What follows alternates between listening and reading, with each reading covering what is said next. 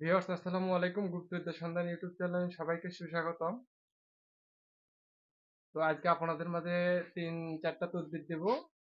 একটা তদবির চাকল বন্ধ, জিন হাজির করা এবং দোকানে বেচাকেনা বৃদ্ধি। তো এগুলো গুরুবিদ্যা, এগুলো আমার পরীক্ষিত বিদ্যা। তো চাকল বন্ধ করতে পারবেন, পাতা খেলায় ব্যবহার করতে পারবেন এবং জিন ভূতের ক্ষেত্রে ব্যবহার করতে পারবেন। আর দোকানের বেচাকেনা বৃদ্ধি এই আমলটা আপনারা করতে পারবেন এবং দিতে পারবেন, নিজেও করতে পারবেন যাদের দোকান আছে। তো এই যে আপনার চাকর যেটা বন্ধ করবেন, এটা আমার নাম বলবেন যে গুরু জিহাদের দোয়ায় নাগে এই চাকর বন্ধ হয়ে যায়। তো এইভাবে বলবেন, এইভাবে বলে ৩টা পাক দিবেন, দিয়ে হাতে ৩টা এরকম তালি দিবেন, হাতে ৩টা তালি দিবেন এবং আমার নাম ৩ বার পাঠ করবেন।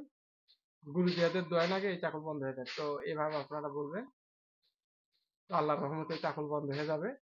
আর যদি কোনো জিন হাজির করতে চান তো সেক্ষেত্রে আপনারা গুরু জিহাদের দোয়ায় নাগে মুখের দিকে উপস্থিত করেন।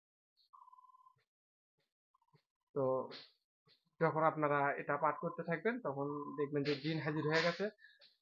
যদি কোনো সমস্যা করে তো সেক্ষেত্রে হাতের এই যে কিনি লোক আছে, এই কিনি লোকটা আপনারা একটু টেনে ধরবেন, তো ওই জিন হাজির হয়ে যাবে।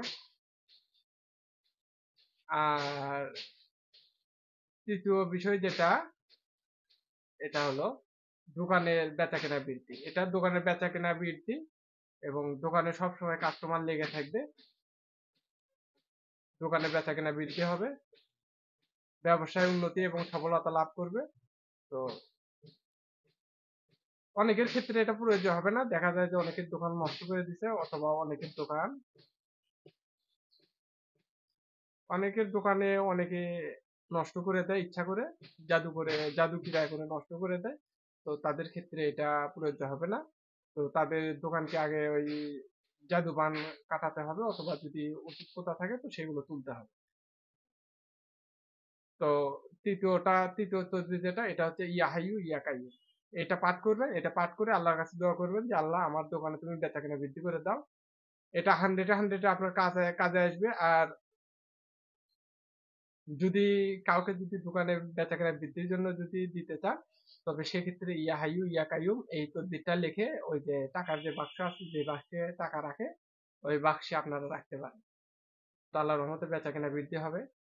তো সবাই ভালো থাকুন, সুস্থ থাকুন, আমার জন্য দোয়া করবেন, আমিও আপনাদের জন্য দোয়া করব। আসসালামু আলাইকুম।